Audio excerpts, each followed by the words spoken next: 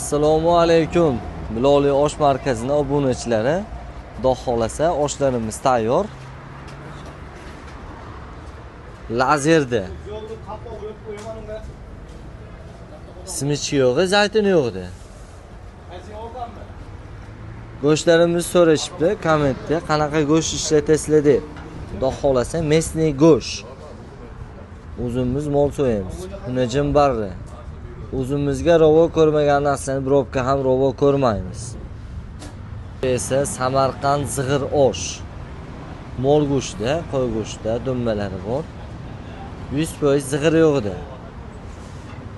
Esa divizori 100% qo'y yo'qdi. Nimtadir achchig'i bor.